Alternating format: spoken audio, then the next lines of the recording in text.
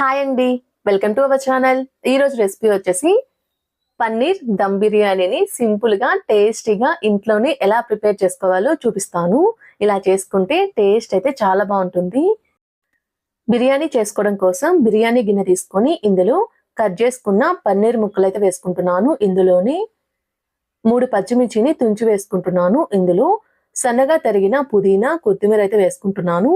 ఇలా పుదీనా కొత్తిమీర వేసుకున్న తర్వాత ఇందులో మీ టేస్ట్ సరిపడినంత సాల్ట్ వేసుకోవాలి.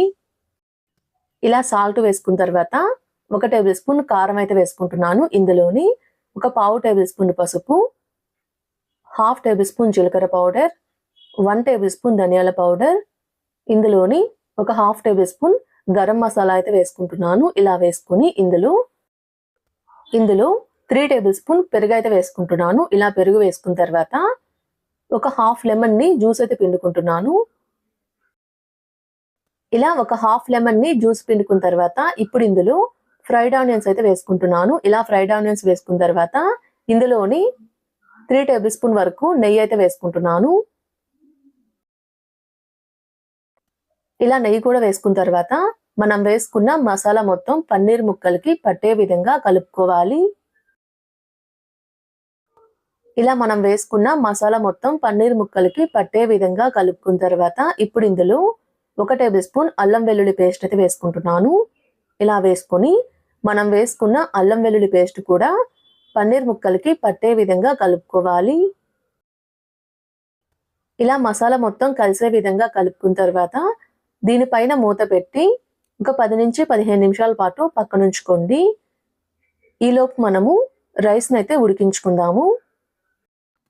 స్టవ్ ఆన్ చేసి స్టవ్ మీద ఒక గిన్నెలో వాటర్ని అయితే బాయిల్ చేసుకోవాలి. ఇలా వాటర్ బాయిల్ అవుతున్నప్పుడు ఇందులో బిర్యానీ మసాలా అయితే వేసుకుంటున్నాను. చెక్క, లవంగము, అనాస పువ్వు, మరాఠీ మొగ్గ, బిర్యానీ ఆకు, షాజీరా అయితే వేసుకుంటున్నాను. ఇందులోని 1/2 టేబుల్ స్పూన్ ఆయిల్ కూడా వేసుకుంటున్నాను. ఇందులో 1/2 లెమన్ ని జ్యూస్ కూడా పిండుకుంటున్నాను. ఇలా పిండుకొని ఇందులో నేను 1 టేబుల్ స్పూన్ సాల్ట్ కూడా వేసుకున్నాను. ఆ చిన్న వీడియో క్లిప్ అయితే మిస్ అయిందండి. 1 టేబుల్ స్పూన్ సాల్ట్ కూడా వేసుకొని వాటర్ని బాగా బాయిల్ చేసుకోవాలి.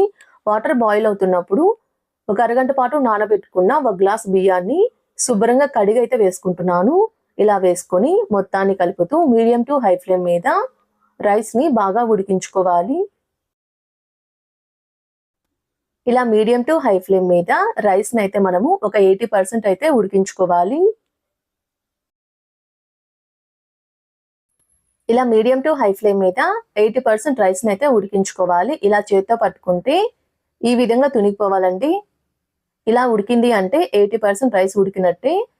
ఇలా ఉడికించుకున్న రైస్ని స్టవ్ ఆఫ్ చేసి మనం ముందుగా రెడీ చేసుకొని పెట్టుకున్న పన్నీర్ ఉంది కదండి, దానిపైన లేయర్ లాగా అయితే వేసుకోవాలి. ఇలా ఉడికించుకున్న రైస్ మొత్తాన్ని పన్నీర్ పైన ఈ విధంగా లేయర్ లాగా వేసుకోవాలి. ఇలా వేసుకొని ఈ విధంగా స్ప్రెడ్ చేసుకోవాలండి. ఇప్పుడు దీనిపైన 1 టేబుల్ స్పూన్ నెయ్యిని అయితే వేసుకుంటున్నాను. ఇలా వేసుకొని దీనిపైన మూత పెట్టి ప్లేట్ పైన ఏదైనా బరువైంది పెడితే లోపల ఉన్న స్టీమ్ అనేది బయటికి రాకుండా ఉంటుంది. ఇక్కడైతే నేను ఒక చిన్న రోల్ని అయితే పెడుతున్నాను. ఇలా పెట్టి లో ఫ్లేమ్ మీద 15 నుంచి 20 మినిట్స్ పాటు స్టీమ్ చేసుకుంటే బిర్యానీ అయితే రెడీ అయిపోతుందండి. ఇలా 20 మినిట్స్ తర్వాత దీనిపైన మూత తీసి ఒకసారి రైస్ని అయితే చెక్ చేసుకుందాము. చూసారు కదండి, అడుగు అయితే అస్సలు అంటుకోలేదు.